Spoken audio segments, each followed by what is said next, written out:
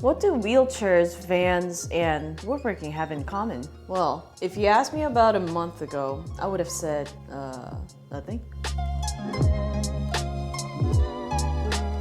Hello and welcome to a new episode of a Woodworker's Diaries. It's been a little over a month since the last episode, so I am pretty excited about this one. Are you excited about it? You better be, because it's about to go down. Around the end of March, I received a DM on Instagram that basically read, "We are working on a project for a customer, and we wanted to ask if you could help us build a subfloor for this fan." The full message, super nice, polite, and very professional too. He left his website, his business information, his contact information, and everything else I might have needed to contact him. When I read this, I was caught off guard. Up until this point, I had never been asked to, or have ever even thought of possibly creating something for wheelchair assistance. Since I've started woodworking, my mind has mostly revolved around things that I could make for myself, for a business, and for the sake of art. Never did I think in the direction of vehicle modification, or that I'd even be able to help people with a disability. So when I read that text, my heart immediately reached out. It was like yeah, of course, what do you need? The company's name is Mobility Lift Aid, and they're a local family business in Houston, Texas. What they do is they help modify vehicles for people with disabilities and special customization needs. A huge part of what they do is not only the installation of wheelchair lifts, but the formatting of the vehicle itself to handle the positioning and the weight of the lift, the wheelchair, and so much more. So when I gave them a call, we worked out a date to meet, and immediately upon meeting, I felt good about their entire team. Sometimes I think chemistry just works like that. I think one of the big things that I noticed was just how everyone was interacting with each other. Have you ever been to a workplace and you could just feel that there was some kind of unpleasant vibe?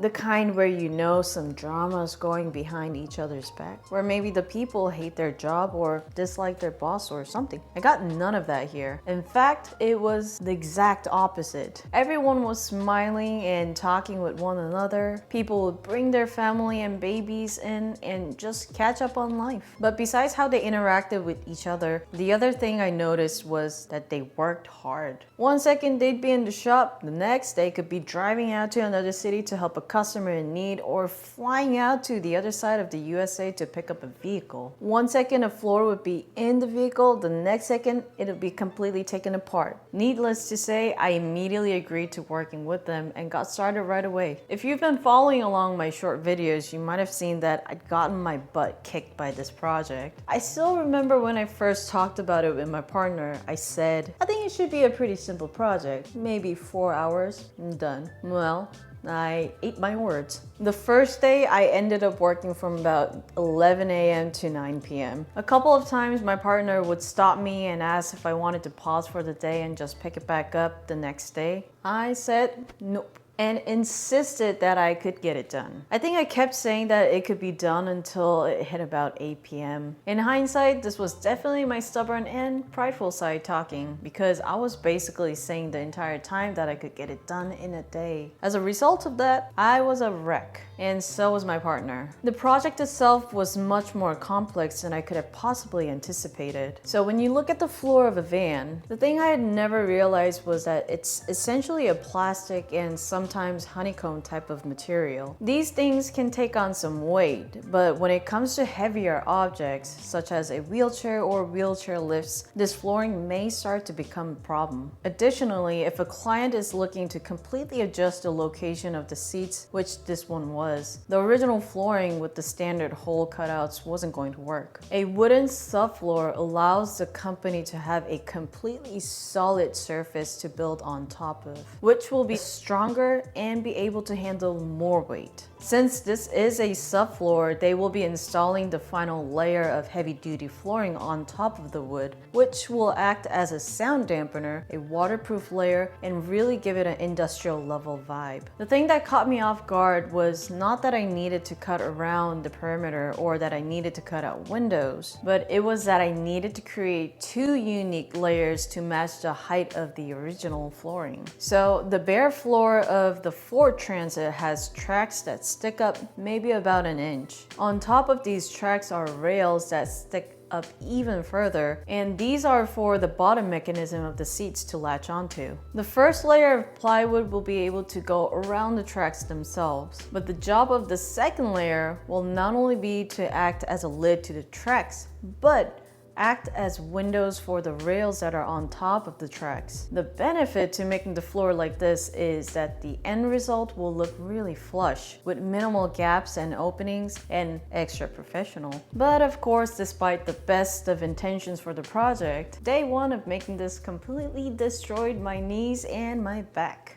My poor partner had also somehow pulled his neck throughout the process and couldn't even turn his head anymore. Which, by the way, we are both pretty sure that it was due to him endlessly sweeping. Usually when I'm doing woodworking, he's in the corner nearby working on and editing videos. With us being off-site, he essentially had nothing to do in between shots, because the work was creating sawdust everywhere, and he knows how much I like to clean as I work. He was trying to help me by sweeping as much as possible. At first, he was using this really big push broom, which was kind of helping, but it really didn't because it couldn't get into the small areas. But later, he was given a little broom from H Mart, which, by the way, worked surprisingly well for some reason. And at this point, he started sweeping nonstop. I actually told him several times that he didn't need to keep sweeping. Even the owner, Kenny, had literally come out several times to tell him that he didn't need to keep sweeping. Hey, you don't have to sweep so much. The guys are gonna come in with the leaf blower anyways, and it'll clean everything out really fast. And despite us telling him over and over again, he kept sweeping anyway. Now that I think of it, it seems that both of us are ridiculously stubborn, aren't we?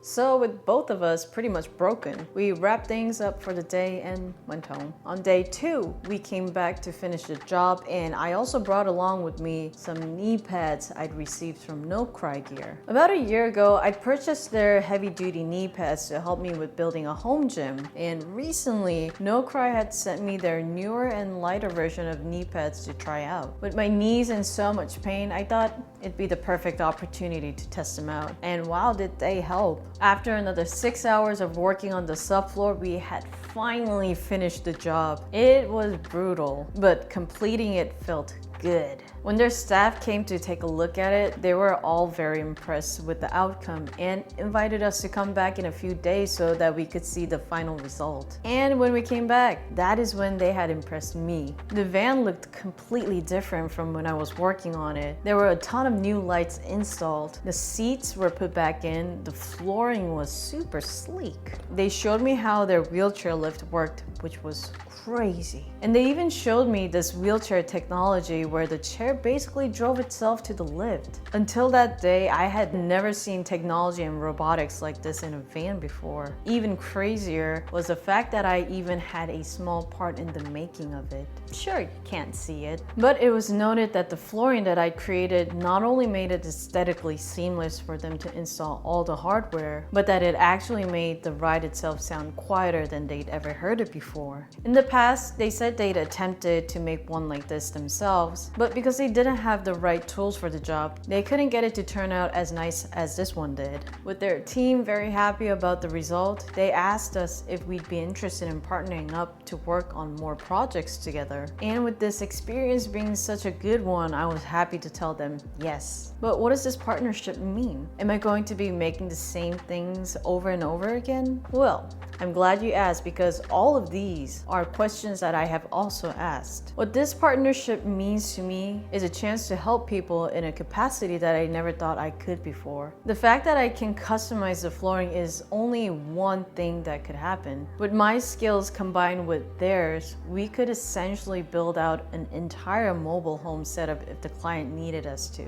Take for example, if instead of regular chairs, the client wanted sofa-type seating, similar to the kind you'll see on a party bus. With a wheelchair lift installed, this technically changes the dimensions of available space within a vehicle. And many of the sofa chairs that are available for vehicles are created to fit spaces that don't accommodate for wheelchair mechanisms or other special needs. I could easily build a frame for these seats with storage if they wanted to, and they have the ability to get it upholstered. Let's say they needed a changing station and wanted extra cabinets or drawers, I would be able to help. So while the main form of assistance I will be helping with are subfloors, the range of what we could be able to create feels endless. I will be working on projects as needed and open with them on how much I can handle as well as when. Because of course, I have my own projects, clients, and videos to tend to as well. All of this has been a wild ride. It's a fun project with a wonderful group of people and with a sudden stroke of luck. My woodworking has been given the opportunity to evolve beyond simply making art, but also being able to help people in need. On the other hand, actually working with vans has gotten me thinking about my own one day. With my want to deliver furniture myself combined with my desire to travel across the states, being able to work closely with the vans I'd been considering makes this dream feel more like a reality and something achievable. I'm excited to be able to do this, and I'm even more excited about what's to come. And that is all I've got for today. If you're still here, this post-show session is gonna be a little different from my previous ones. Since the last episode, you might have noticed that we've been trying a lot of new things out with the channel. We had a bunch of ASMR type videos, ones with music and without music, as well as some with subtitle commentary. And in all honesty, your feedback has been super helpful for my partner and I to kind of figure out how to tweak our content for you. So thank you all for that. Right now, we are still working through ideas and we have a lot of new ones in the pipeline to roll out. So I won't be revealing them all here yet. Over the next few weeks, you'll be seeing the content on this channel continuing to change and evolve. And if there's anything I would want to ask of you, it'd be to keep on being you and letting me know your thoughts. Last, but certainly not least, I wanted to give a quick shout out to some of my newest Patreon members, Adam, Teju, Simus, and Ben. Thank you all so much for supporting me on this journey, and if you too want to support this channel, please do consider Patreon as an option for that. Thank you again, and I'll see you in the next episode.